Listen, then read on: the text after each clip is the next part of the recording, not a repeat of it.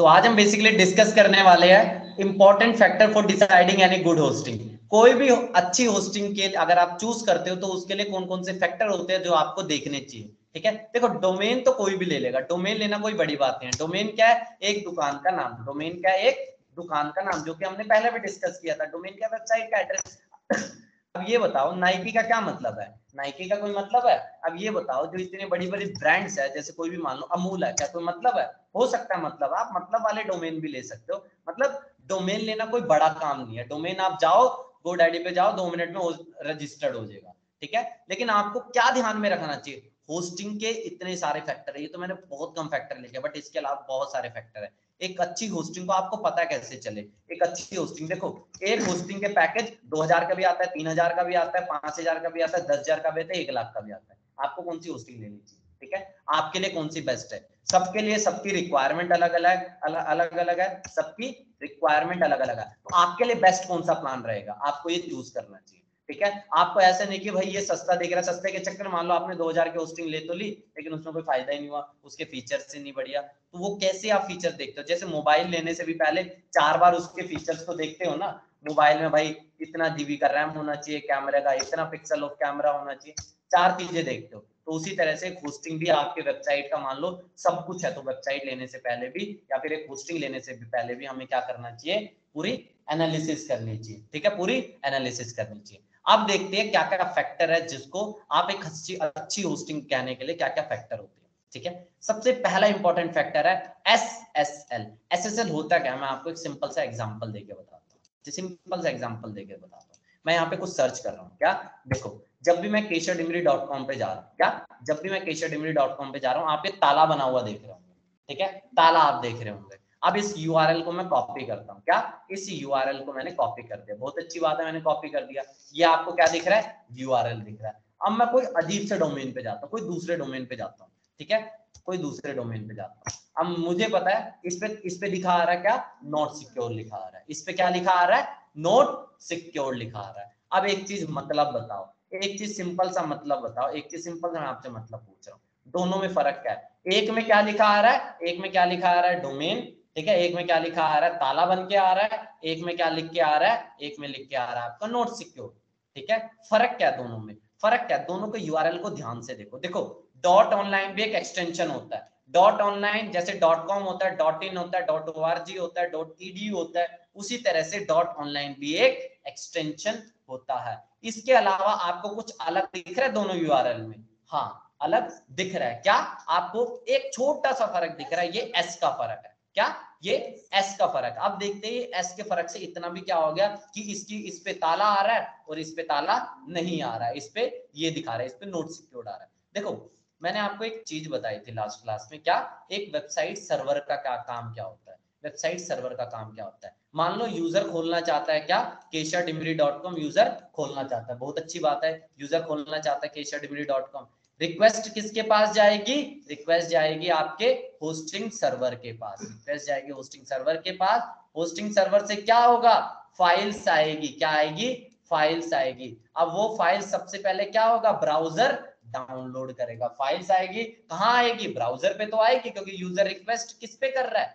Browser पे कर रहा है। ब्राउजर सारी फाइल्स को डाउनलोड करेगा, तब जाके केशवडिमरी.com ओपन होगी। यूजर खोलना चाहता है केशवडिमरी.com, सब रिक्वेस्ट गई होस्टिंग सर्वर के पास, फाइल्स आएगी उधर से, आपका ब्राउजर डाउनलोड करेगा सारी फाइल्स को एंड देन आपको शो करेगा।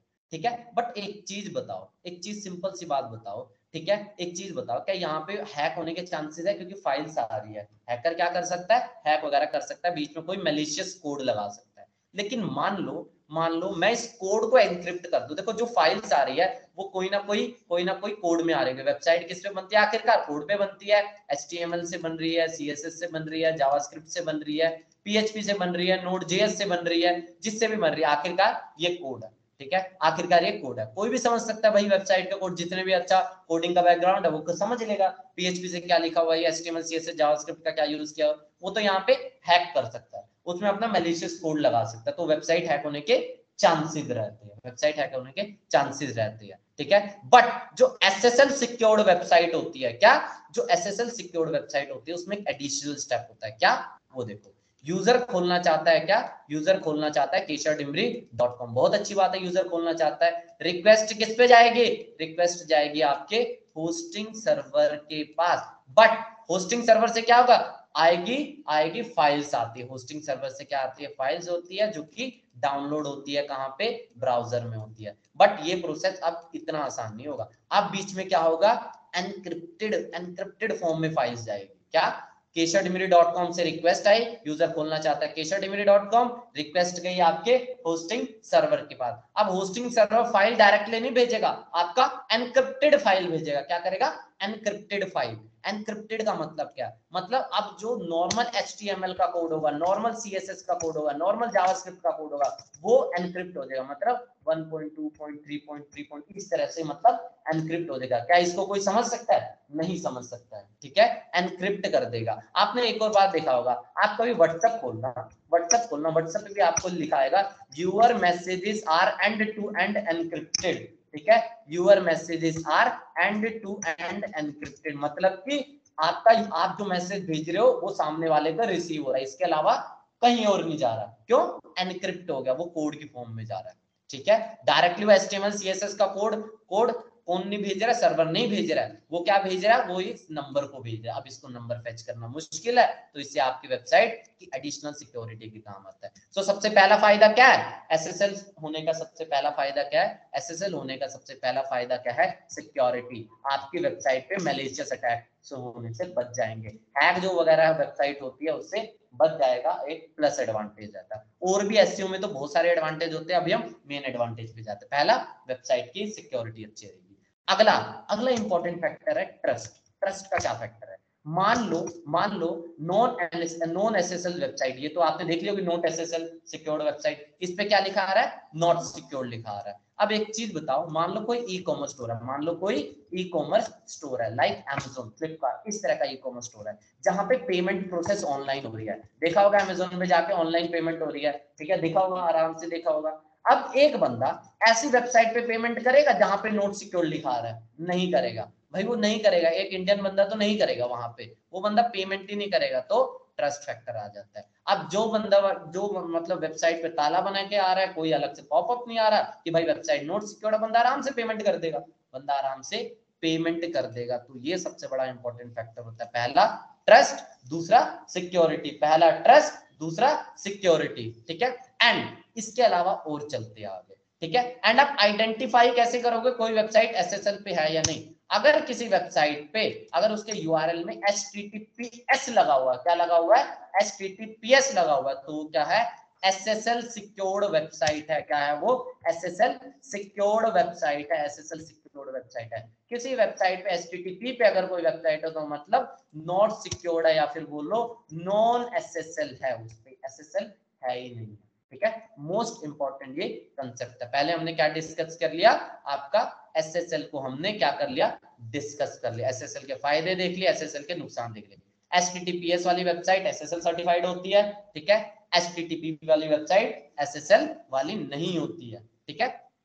अब इसके आगे चलते हैं और थोड़ा हम डिस्कस कर लेते हैं। अगला फैक्टर, पहला फैक्टर आपको पता चल गया एसएसएल, एसएसएल का होना कितना जरूरी है हमने यहाँ पे डिस्कस कर लिया। Next important factor, disc space. क्या समझते हो डिस्क स्पेस, सिंपल सी बात, एग्जांपल से समझते हैं। नॉर्मल सा एग्जांपल है, आपका मोबाइल का एग्जांपल लेके चलते हैं। क्या, मोबाइल का एग्जांपल लेके चलते हैं, बहुत अच्छी बात है मोबाइल। अब मोबाइल ने बता रखा है, एक वीवो का मोबाइल कह रहा है कि मैं आपको 128 GB का स्टोरेज दे रहा हूँ। क्या, 128 GB का स्टोरेज दे रहा हूँ। अब आपकी मान लो सारी कंप्लीट स्टोरेज भर गया, क्या, कंप्लीट स्टोरेज भर गया, बहुत अच्छी बात है, कंप्लीट स्टोरेज भर गया, वीडियो वगैरह ज्यादा देखते होंगे, फिल्म वगैरह ज्यादा देखते होंगे तो डाउनलोड कर दी, ठीक है। अब क्या, इसके बाद जब आपके 128 स्टोरेज कंप्लीट भर जाएगी मोबाइल की, क्या उसके बाद क्या आप एक फोटो भी क्लिक कर पाओगे, नहीं कर पाओगे। क्या आपको एक सॉन्ग भी डाउनलोड कर पाओगे, नहीं कर पाओगे, क्यों, स्टोरेज भर गया। उसी तरह से वेबसाइट में क्या होती है, स्टोरेज होती है, वेबसाइट में होस्टिंग सर्वर की स्टोरेज होती है।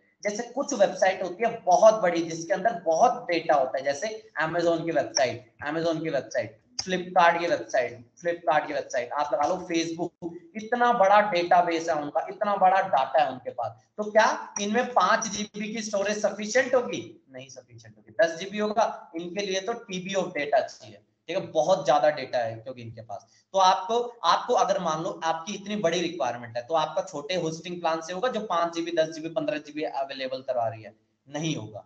ठीक है, आपको एक हायर पैकेज की तरफ जाना पड़ेगा, हायर प्लान की तरफ जाना पड़ेगा। तो ये होता है यहाँ पे डिस्क स्पेस, इसे बोला जाता है क्या, डिस्क स्पेस, कि आखिरकार आखिरकार आपकी होस्टिंग कितना स्टोरेज प्रोवाइड करवा रही है, होस्टिंग आपकी कितना स्टोरेज प्रोवाइड करवा रही है। कहीं जगह आपको डिस्क स्टोरेज लिखा आएगा, कहीं जगह आपको स्टोरेज या फिर डिस्क स्पेस, मतलब नाम अलग अलग होंगे, काम इसका ही है। डिस्क स्टोरेज मतलब कि होस्टिंग के पास कितना स्टोरेज है, कितना वो कैपेसिटी है स्टोर करने की। अगर कोई बिग वेबसाइट है, क्या big website like Amazon, Flipkart, Myntra, जी तो बहुत बड़ी वेबसाइट है, इनमें बहुत बड़े बड़े डेटा की रिक्वायर्ड है, टीबीज ऑफ डेटा लगते हैं। Amazon, फेसबुक में तो बहुत बड़े बड़े डेटा, मतलब वो होस्टिंग सर्वर्स है। ठीक है, क्यों भाई, रिक्वायरमेंट बहुत ज्यादा है। अब आगे चलते हैं, अगला रिक्वायरमेंट क्या है, अगला रिक्वायरमेंट है बैंडविड्थ और डेटाबेस को समझते हैं। ठीक है, बैंडविड्थ और डेटाबेस को समझते हैं। यही थोड़े से ऐसे टेक्निकल पॉइंट है जो आपको मे भी समझ ना आए, बट बहुत आसानी से हम इसे भी समझ लेंगे। बैंडविड्थ क्या होता है, क्या बैंडविड्थ क्या होता है, अब ये समझते हैं। बैंडविड्थ की हम बात करते हैं। अब एक चीज बताओ, एक सिंपल से एग्जांपल से हम लेते हैं। ठीक है, आपने बहुत बार सुना होगा ना, आपने जब एसएससी का रिजल्ट आता है, आपके सीबीएसई का रिजल्ट आ रहा है, वेबसाइट डाउन पड़ गई है, वेबसाइट चल नहीं रही। आपने बहुत बार सुना होगा रेलवे की वेबसाइट क्रैश हो गई है, वेबसाइट डाउन पड़, क्यों पड़ गई है, आज आपको इसके बारे में पता चलेगा। देखो, हमने क्या बताया, एक प्रोसेस होती है, यूजर खोलना चाह रहा है क्या, वेबसाइट keshademery.com, बहुत अच्छी बात है, यूजर खोलना चाह रहा है keshademery.com। रिक्वेस्ट किसके पास जाएगी, रिक्वेस्ट जाएगी आपके होस्टिंग सर्वर के पास। रिक्वेस्ट कहां जाएगी, होस्टिंग सर्वर के पास। होस्टिंग सर्वर क्या करेगा, चाहे एसएसएल हो या ना हो, मैं उसको इग्नोर कर रहा हूं। एसएसएल होगा तो क्या होगा, एक लेयर की फॉर्म में जाएगा।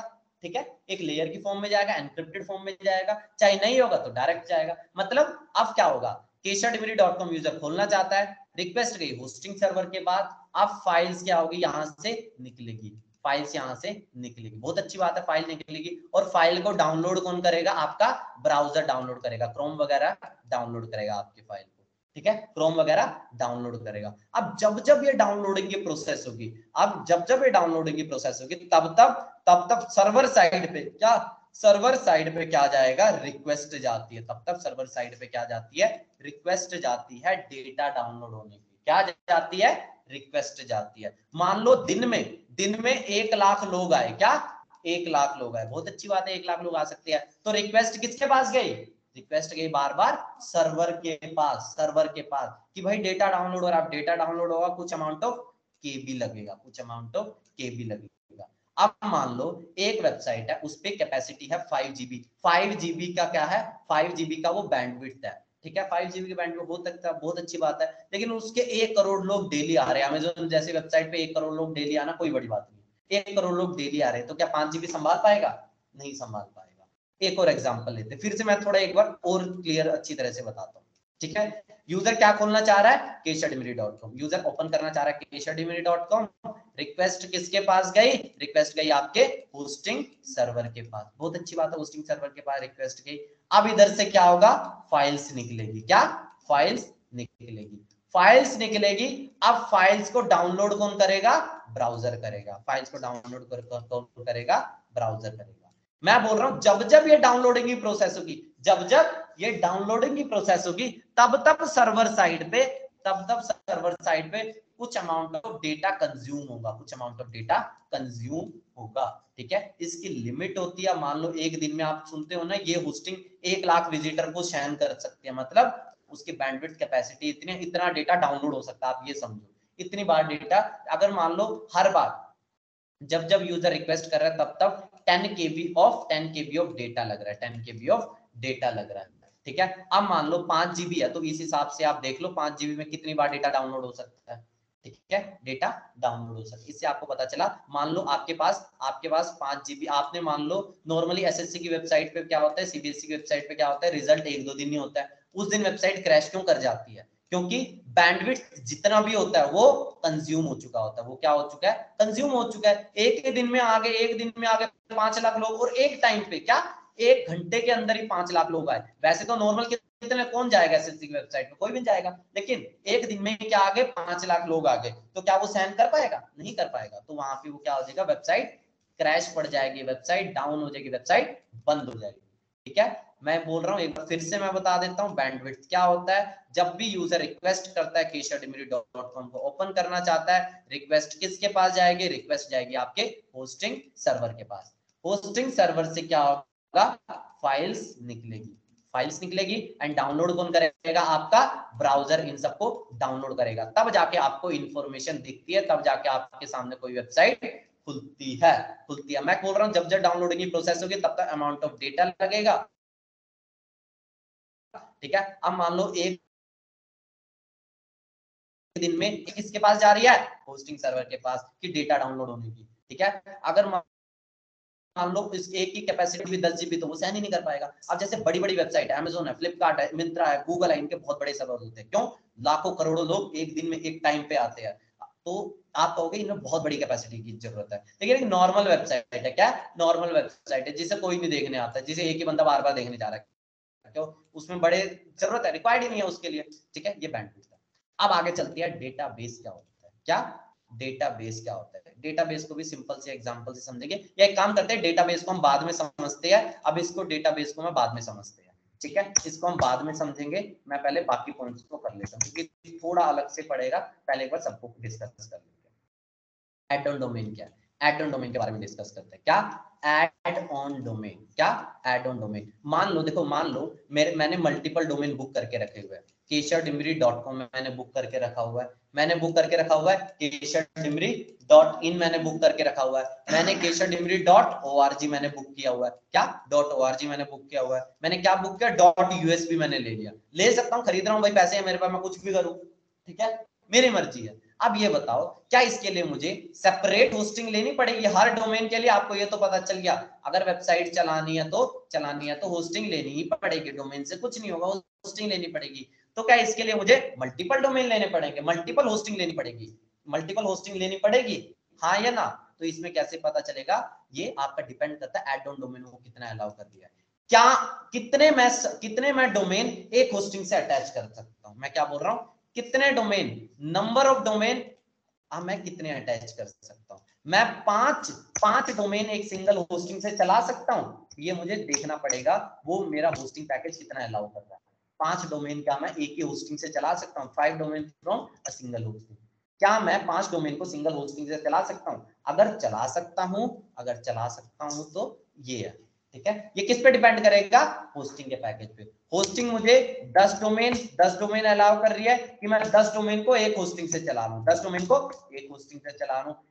मैं 20 डोमेन को एक होस्टिंग से चला रहा हूं, मैं 100 डोमेन को एक होस्टिंग से चला रहा हूं। किस पे डिपेंड करेगा? मेरा होस्टिंग पे डिपेंड करेगा। अगर मेरी होस्टिंग अच्छी होगी, बड़े प्लान होंगे, तो डेफिनेटली मुझे मैं एक ही होस्टिंग से मल्टीपल डोमेन को चला सकता हूँ। ठीक है, एक ही होस्टिंग से मल्टीपल डोमेन को चला सकता हूँ। ठीक है, मैं मतलब एड ऑन डोमेन का एक सिंपल सादा ये मतलब समझो, एड ऑन डोमेन का कोई ज्यादा कॉम्प्लिकेटेड नहीं है। एड ऑन डोमेन मतलब कि मेरा प्राइमरी डोमेन कुछ ना कुछ होगा, keshatimri.com मेरा प्राइमरी डोमेन है, मतलब जो मैंने होस्टिंग से अटैच करके रखा हुआ है। ठीक है, जिसके लिए मैंने होस्टिंग ले रखी है। अब मैं कुछ और अलग अलग डोमेन ले रहा हूँ, जैसे .in का मैंने डोमेन ले लिया, जैसे मैंने और कौन सा डोमेन ले लिया? .org ले लिया, या मान लो और भी कोई, मैंने मान लो keshatimri.com मैंने ले रखा, मेरा एक बिजनेस मैंने खोल दिया। क्या बिजनेस खोल दिया? एजुकेशन का कोई बिजनेस खोल दिया, edtech.com कुछ भी मैंने एक और ले लिया। तो क्या मैं इसके लिए अलग अलग होस्टिंग लूं? क्या नहीं। क्या मैं एक ही होस्टिंग के मल्टीपल डोमेन चला सकता हूँ? और चला सकता हूँ तो कितने चला सकता हूँ? किस पे डिपेंड करेगा? वो एड ऑन डोमेन पे। मैं 5 चलाऊं, 10 चलाऊं, 20 चलाऊं, किस पे डिपेंड करेगा? होस्टिंग पैकेज पे डिपेंड करेगा। ठीक है, एड ऑन डोमेन। अब आते हैं सब डोमेन पे। सब डोमेन, मैंने ये कहा था सब डोमेन आपको कहीं खरीदने की जरूरत नहीं होती, सब डोमेन आपको बाय करने की जरूरत नहीं है, सब डोमेन आपको बाय करने की जरूरत नहीं है। आप क्या करोगे? आप कितने सब डोमेन क्रिएट कर सकते हो? सिंपल सी बात है, आप कितने सब डोमेन क्रिएट कर सकते हो? जैसे गूगल ने कितने क्रिएट किया? photos.google.com और गूगल ने क्या बनाया? drive.google.com और गूगल ने क्या बनाया? analytics.google.com और गूगल ने क्या बनाया? trends.google.com। गूगल के पता नहीं कितने सारे प्रोडक्ट है, आप तो सिर्फ 4-5 ही चलाते हो। ठीक है, इसके अलावा जो नॉर्मल यूजर चलाता है, पहले हम उसकी गूगल मीट लोग चलाते हैं, गूगल शीट्स लोग चलाते हैं, गूगल डॉक्स लोग चलाते हैं, गूगल कैलेंडर लोग चलाते हैं, पता नहीं कितने सारे प्रोडक्ट है। इसके अलावा जो मार्केटर लोग चलाते हैं वो एक अलग गूगल के टूल्स है, ठीक है। तो इतने सारे टूल्स है, ठीक है, इतने सारे, मतलब ये क्या अलग अलग सब डोमेन, अलग अलग सब डोमेन है। आप कितने सब डोमेन क्रिएट कर सकते हो अपने डोमेन के? 5 क्रिएट कर सकते हो, 10 क्रिएट कर सकते हो, 20 क्रिएट कर सकते हो, कितने कर सकते हो? किस पे डिपेंड करेगा आपका, किस पे डिपेंड करेगा आपका, किस पे डिपेंड करेगा आपका होस्टिंग पैकेज पे डिपेंड करेगा, किस पे डिपेंड करेगा, होस्टिंग पैकेज पे डिपेंड करेगा, ठीक है। तो यहाँ पे क्या है हमारा जो मेन मोटिव क्या है, आप कितने सब डोमेन क्रिएट कर सकते हो, ये किस पे डिपेंड करेगा, होस्टिंग पैकेज पे डिपेंड करेगा। 5 करो, 10 करो, 20 करो, किस पे होगा, होस्टिंग पैकेज पे। अब आगे चलते हैं, आगे हमारा नेक्स्ट इंपॉर्टेंट टॉपिक है, आगे हमारा नेक्स्ट इंपॉर्टेंट टॉपिक है बिजनेस मेल्स को लेके। क्या?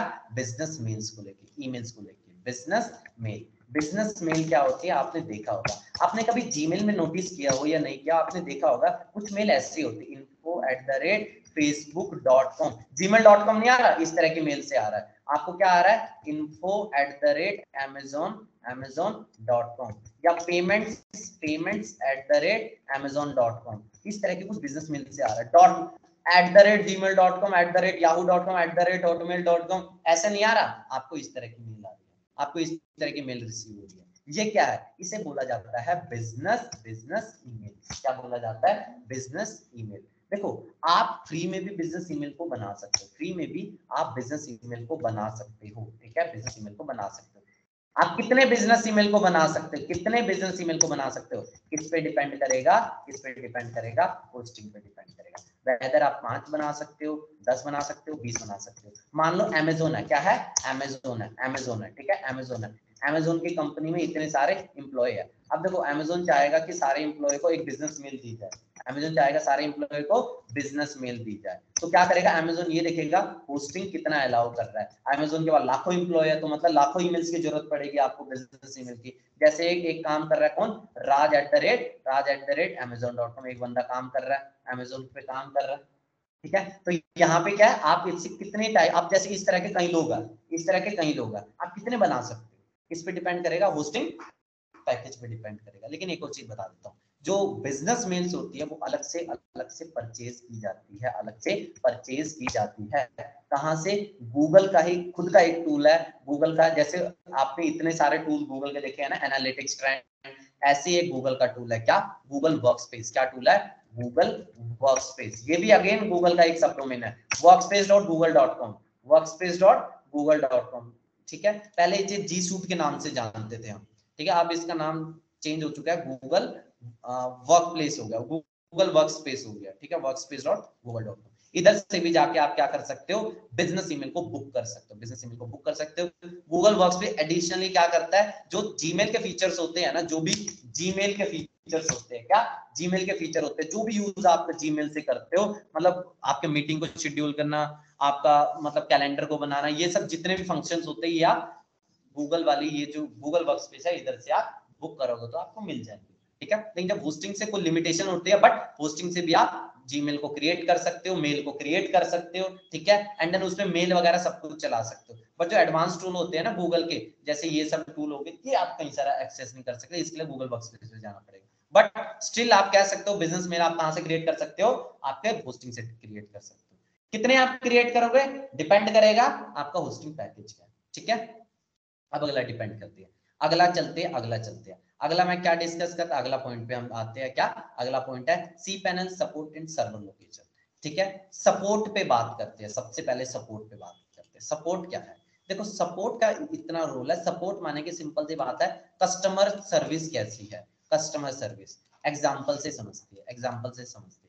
मान लो आपके वेबसाइट पे ट्रैफिक आ गया, क्या, मान लो आपके वेबसाइट पे अचानक से ट्रैफिक आ गया, 1 लाख लोग एक दिन में आ गए, बट आपकी होस्टिंग सिर्फ 25,000 लोगों को झेल पाएगी, तो मतलब क्या हो गया, जाहिर सी बात है, क्या, जाहिर सी बात है, आपकी वेबसाइट क्रैश कर गई, आपकी वेबसाइट डाउन पड़ गई, ठीक है, डाउन पड़ गई। अब इस केस में क्या करेंगे, अब देखो आपका ये है ना, अब देखो बंद वेबसाइट किसी को नहीं पसंद, सब चाहते हैं वेबसाइट क्या हो, ओपन हो, सब चाहते हैं वेबसाइट खुले। तो उसके लिए हमें क्या करना चाहिए, उसके लिए हम क्या करेंगे, हमें क्या करना चाहिए, होस्टिंग के सपोर्ट पे बात करेंगे, क्या करेंगे, होस्टिंग के सपोर्ट पे बात करेंगे, होस्टिंग के सपोर्ट पे बात करेंगे। भाई अब तू मेरे से 1000 2000 20,000 जितने भी तुझे फालतू लेने ले ले, बट मेरा क्या कर, तू भाई चला दे होस्टिंग, ठीक है। अब लेकिन एक चीज बताओ, मान लो होस्टिंग का जो मैं मान लो टिकट रेज कर दी मैंने, होस्टिंग वालों को क्या कर दी, ईमेल कर दी, बहुत अच्छी बात है, ईमेल कर दी। अब ईमेल का रिस्पॉन्स आ रहा है मुझे 5 दिन बाद, 5 दिन बाद आ रहा है, तो मतलब 5 दिन तक मेरी वेबसाइट डाउन पड़ी हुई है, मेरी वेबसाइट बंद पड़ी हुई है। क्या ये बढ़िया बात है?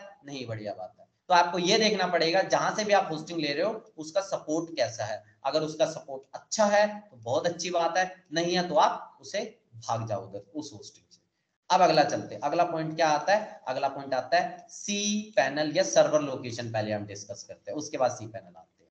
सर्वर लोकेशन क्या बोलता है? सर्वर लोकेशन सिंपल सी बात है, लोकेशन मतलब कि लोकेशन माने की जगह, एक बस सिंपल ये समझो, लोकेशन माने की जगह। आपके पास में दो चॉइस दे रहा हूं, क्या दो चॉइस दे रहा हूं। आपको पता है आपके वेबसाइट पे विजिटर कहां के आ रहे हैं, इंडिया के लोग आ रहे हैं। क्या आपके पास वेबसाइट पे विजिटर कहां के लोग आ रहे हैं, इंडिया के लोग आ रहे हैं। आपके वेबसाइट पे जो भी ट्रैफिक आ रहा है, जो भी लोग आ रहे हैं, कहां के हैं, इंडिया के आ रहे हैं। अब आपके पास चॉइस है, एक सर्वर लोकेटेड है, एक होस्टिंग बोल रही है मेरा सर्वर लोकेटेड है सिंगापुर में, बहुत अच्छी बात है सिंगापुर में है। दूसरा बोल रही है मेरी यूके में है। ठीक है, आपको कौन सी लेनी चाहिए? आपको लेनी चाहिए सिंगापुर वाली। क्यों? सिंगापुर एशिया में। ठीक है, ऐसा बात क्यों, ये हम डिस्कस करते हैं। मैंने क्या सिचुएशन दिया आपको पता, आपकी वेबसाइट पे कहां के लोग आएंगे, आप अपनी वेबसाइट बना रहे हो, आपके प्रोडक्ट एंड सर्विस कहां के रिलेटेड है, इंडिया के रिलेटेड है, तो कहां से ट्रैफिक आएगा, इंडिया से ट्रैफिक आएगा। ठीक है, तो मैं क्या बोल रहा हूं, आपके पास अगर दो चॉइस है, दो सर्वर आपको लेने की चॉइस है, एक सिंगापुर वाला और एक यूएसए वाला, आपको कौन सा लेना चाहिए, सिंगापुर वाला। कारण क्यों, अब ये हम डिस्कस करते हैं। सिंपल सी बात है, दूरी, सिंपल सी बात, आप ये देखो दूरी। अब मैंने, क्योंकि दूरी का फैक्टर क्यों आ जाता है, सिंगापुर एशिया में एंड सिंगापुर पास है, सिंगापुर पास है, बस ये समझो।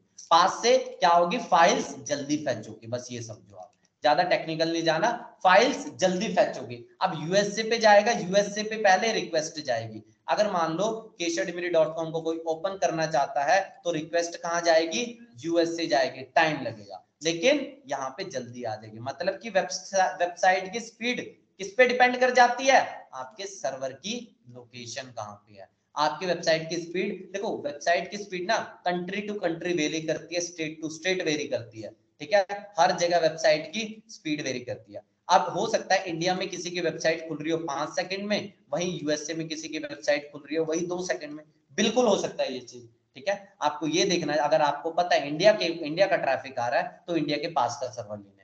इंडिया में सर्वर नहीं है, ये मैं आपको बता देता, इंडिया में मोस्ट ऑफ द होस्टिंग के सर्वर नहीं है, सिंगापुर में मेजरली मैंने सुने हुए ज्यादातर, तो वहां पे है, इसलिए मैं वो चीज कह रहा था। अब आते हैं नेक्स्ट इंपॉर्टेंट टॉपिक पे। नेक्स्ट इंपॉर्टेंट पॉइंट क्या है, नेक्स्ट इंपॉर्टेंट पॉइंट है, एक मैं पहले डेटाबेस बता देता हूं, मैंने बीच में डेटाबेस छोड़ दिया था। क्या छोड़ दिया था, डेटाबेस छोड़ दिया था। इसको डिस्कस कर लेते हैं, क्या है डेटाबेस। बेसिकली क्या होता है डेटाबेस, डेटाबेस, ठीक है, डेटाबेस। मैं बोल रहा हूं, मैं क्या बोल रहा हूं, एक होस्टिंग बोल रही है आप 5 ऐड ऑन डोमेन कर सकते हो। ठीक है, 5 डोमेन्स को अलग से, देखो एक होता है प्राइमरी डोमेन, प्राइमरी डोमेन जैसे keshaadimiri.com है, इसको छोड़ के, क्या बोल रहा हूं मैं, इसको छोड़ के ऐड ऑन डोमेन कैलकुलेट होता है। ठीक है, इसको छोड़ के आप कितने और डोमेन कर सकते हो, 5 कर सकते हो। कितने और डोमेन कर सकते हो, 5 कर सकते हो। ठीक है, keshaadimiri.com को छोड़ के आप कितने डोमेन को ऐड कर सकते हो, 5 डोमेन को ऐड कर सकते हो। और आप कितने कितने सब डोमेन क्रिएट कर सकते हो, 5 सब डोमेन क्रिएट कर सकते हो। एक होस्टिंग ने मुझे ये सिचुएशन दिया, क्या मैं 5 डोमेन को ऐड कर सकता हूं और 5 सब डोमेन को ऐड कर सकता हूं। इसके अलावा मेरी एक क्या है, एक मेरा प्राइमरी डोमेन तो अलग है, प्राइमरी डोमेन मेरा अलग है, उसके अलावा मैं 5 डोमेन, 5 एड ऑन डोमेन और 5 सब डोमेन को मैंने डाल दिया एक होस्टिंग पे। बहुत अच्छी बात है, मैंने क्या डाल दिया, बहुत अच्छी बात है। अब आगे चलते हैं, तो आपको क्या लग रहा है अब तक कितनी वेबसाइट आपकी बन सकती है, 5+1, ये तो डोमेन पे आप बना सकते हो वेबसाइट 5+1, ठीक है, +5, क्यों, सब डोमेन पे भी तो आप सेपरेट वेबसाइट बना सकते हो। तो टोटल आपको कितना लग रहा है, कितनी वेबसाइट आप बना सकते हो, कितनी लाइव वेबसाइट होगी, 11 वेबसाइट। बट ट्विस्ट आ जाता है यहाँ पे, ट्विस्ट कुछ ऐसा आ जाता है, वो ये तो बोल रही है कि 5 आप ऐड कर दो अलग से डोमेन को, 5 आप क्या कर दो, 5 आप सब डोमेन को ऐड कर दो, 5 आप सब डोमेन क्रिएट कर दो। बट वो ट्विस्ट ये ले रही है, बट आप डेटाबेस कितने क्रिएट करोगे, 5 ही डेटाबेस क्रिएट कर सकते हो, 5 ही डेटाबेस क्रिएट कर सकते हो।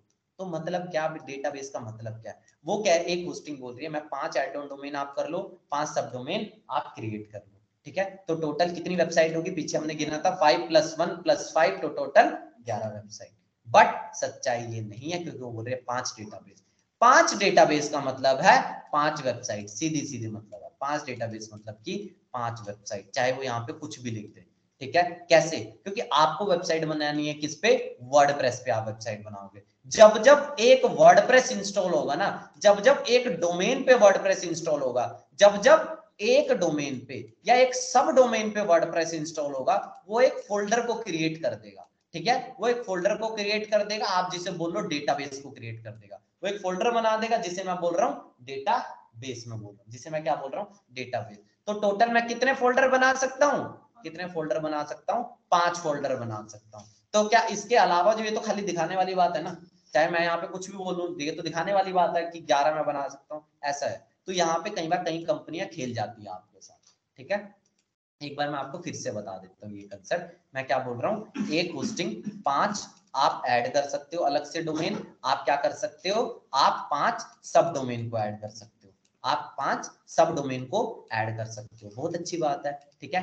एंड तो टोटल वेबसाइट कितनी होगी, 5 + 1 प्राइमरी डोमेन प्लस 5 सब डोमेन, तो टोटल आपको कितनी वेबसाइट लग रही है, 11 वेबसाइट। बट सच्चाई ये नहीं है, सच्चाई क्या है, ये होस्टिंग ये भी बोल रही है आप कितने डेटाबेस बना सकते हो, 5 डेटाबेस बना सकते हो। 5 डेटाबेस का मतलब है 5 फोल्डर्स बना सकते हो। 5 फोल्डर्स माने कि 5 वर्डप्रेस डाल सकते हो। कितने वर्डप्रेस, 5 वर्डप्रेस। 5 वर्डप्रेस माने कि 5 वेबसाइट, सिंपल। 5 वर्डप्रेस माने कि 5 वेबसाइट। ये तो खाली नंबर, खाली खेलने वाली बात है। आप ईमेल्स तो बना सकते हो, ये जो 5 अलग अलग डोमेन ऐड किया, आप इनसे अलग अलग ईमेल्स तो बना सकते हो, बट कोई मतलब नहीं इसका, ठीक है। ये हमने क्या डिस्कस किया, मोस्ट ऑफ द फैक्टर को डिस्कस कर लिया। अब आते हैं आखिरी इंपॉर्टेंट फैक्टर पे, सी पैनल। क्या है वो, सी पैनल। सी पैनल क्या बोलते हैं, एक बार इसको देख लेते हैं। क्या, cPanel. Basically cPanel से आप क्या समझते हो, देखो आपका सर्वर कहाँ पे है, मुझे आप ये बताओ। आपका सर्वर होगा सिंगापुर में, सिंगापुर में। आपका सर्वर होगा यूएसए में, आपका सर्वर होगा कहाँ, यूके में। तो आप क्या आप क्या अपने सर्वर को देखने जाओगे, भाई मेरा सर्वर कहाँ पे रखा हुआ है, मेरा सर्वर ये रखा हुआ है, ये तो मेरी प्रॉपर्टी है, मैं तो देखूंगा कितना रह गया। आज जैसे फॉर एग्जांपल आपको पता लगाना है आपके सर्वर में कितना स्पेस लेफ्ट है, आपके सर्वर में कितना कितना आप डोमेन को ऐड कर सकते हो। तो क्या आप उसके लिए कहाँ जाओगे, सिंगापुर जाओगे, कि वहां की सरकार वीजा देगी कि आपने होस्टिंग ले रखी है हमारे यहाँ की, नहीं।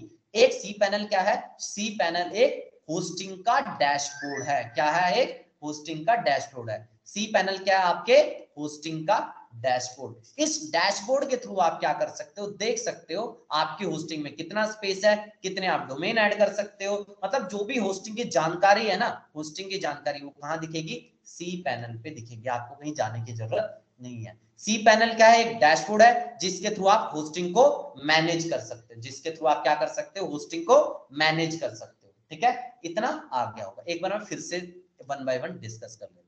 सबसे पहले SSL, SSL वेबसाइट्स होती है HTTP और HTTPS पे। HTTPS वाली वेबसाइट हमें प्रेफर करनी चाहिए, क्यों, क्योंकि ये SSL सर्टिफाइड होती है, वेबसाइट सिक्योर्ड होती है, ठीक है। क्या होती है, वेबसाइट सिक्योर्ड होती है, हमें ये प्रेफर करना चाहिए। ट्रस्ट का फैक्टर और सिक्योरिटी का फैक्टर दोनों। अगला आता है डिस्क स्पेस। डिस्क स्पेस अगर एक मोबाइल का एग्जांपल 128 जीबी अगर मोबाइल बोल रहा है, तो उसके बाद एक भी जीबी या एक भी फोटो आप ऐड कर सकते हो, डाउनलोड कर सकते हो, नहीं डाउनलोड कर सकते। सेम उसी तरह से बैंडविड्थ, बैंडविड्थ का क्या फॉर्मूला मैंने बताया था, जल्दी से बैंडविड्थ को फिर से बता देता हूं आपको। बैंडविड्थ एक सिंपल सा कंसेप्ट है, मान लो ये क्या है, यूजर खोलना चाहता है क्या, केशरडिमरी.com, बहुत अच्छी बात है, यूजर खोलना चाहता है। रिक्वेस्ट कहाँ गई, रिक्वेस्ट आपके गई होस्टिंग सर्वर पे, बहुत अच्छी बात है। अब सर्वर से क्या होगा, फाइल्स आएगी, फाइल्स आएगी, फाइल्स आने के बाद क्या होगा, डाउनलोड होगा, ठीक है। जब जब ये मतलब जब जब यूजर आएगा तब तक डाउनलोडिंग की प्रोसेस होगी, और जितनी बार डाउनलोडिंग की प्रोसेस होगी तो कहां जाएगा, कहां जाएगा, लोड किस पे जाएगा, होस्टिंग सर्वर पे जाएगा, डेटा कंज्यूम होगा, ठीक है। तो जो वेबसाइट डाउन पड़ती है, इसके मान लो एक दिन में 1 लाख लोग आ गए, क्या 1 लाख लोग आ गए, 1 लाख लोग आ गए, तो सारा डेटा ही डाउनलोड हो गया, मतलब बहुत ट्रैफिक आ गया, इतनी बार डेटा डाउनलोड होगा तो वेबसाइट डाउन पड़ जाएगी। अगर आपकी कोई बड़ी वेबसाइट है तो आपको देखना पड़ेगा बैंडविड्थ आपको कितनी दे रहे हो, 5 GB दे रहा है, 10 GB दे रहा है, 100 GB दे रहा है, आखिरकार कितनी दे रहा है, आपको ये देखना पड़ेगा। अगला इंपॉर्टेंट फैक्टर जो हमारे पास है क्या, बिजनेस ईमेल्स। आप कितनी बिजनेस ईमेल बना सकते हो, जैसे info@facebook.com, business@facebook.com, इस तरह के आप कितनी ईमेल बना सकते हो। आप इसे अलग से गूगल वर्कस्पेस से भी ले सकते हो, बट हमने यहाँ पे क्या देखा, आप होस्टिंग से भी कैसे कर सकते हो। इसके अलावा ऐड ऑन डोमेन और सब domain, cPanel, support and server location, ये सारे फैक्टर आगे होंगे। ऐड ऑन डोमेन, कितने ऐड कर सकते हो डोमेन, और आप एक होस्टिंग पे कितने डोमेन चला सकते हो, अलग से एक डोमेन पे, मतलब एक होस्टिंग पे आप कितने और डोमेन चला दो, ठीक है, प्राइमरी डोमेन को छोड़ के, ठीक है, प्राइमरी डोमेन को छोड़ देना। प्राइमरी डोमेन मेरा कौन सा है, मैंने आपको एग्जांपल दे दिया, keshatimri.com मेरा प्राइमरी डोमेन है, इसको छोड़ के मैं और कितने डोमेन ऐड कर सकता हूँ, ठीक है, मैं कितने सब डोमेन में क्रिएट कर सकता हूँ। गूगल के मैंने अलग से बताया गोवा। इसके बाद सी पैनल सपोर्ट कितना इंपॉर्टेंट है आपने देख लिया, सर्वर लोकेशन, डेटाबेस एंड सब डोमेन एंड सी पैनल सारे इंपॉर्टेंट है। तो इन सबको हमने क्या बनाया, इन सबको मिला के हमने क्या बनाया, होस्टिंग के फैक्टर। आप जब भी एक अच्छी होस्टिंग लेने जाओ, आपको ये सारे देखने पड़ेंगे, चाहे आप लो होस्टिंगर से, मैंने भी जैसे आपको बताया होस्टिंगर सबसे सस्ता है, क्वालिटी भी है, ठीक है। मैं आपको एक कूपन वगैरह दे दूंगा, कूपन वगैरह लेके आपको सस्ता पड़ जाएगा। इसके अलावा जो भी फैक्टर्स है वो मैंने सारे डिस्कस कर लिया है, अगर इसमें कोई डाउट हो तो बता देना। आज के लिए फिलहाल हम इतने रखते हैं, बट एक बार कहूंगा फिर से एक बार इसको रिपीट करके देख लेना ताकि आपके सारे डाउट्स क्लियर हो, ठीक है।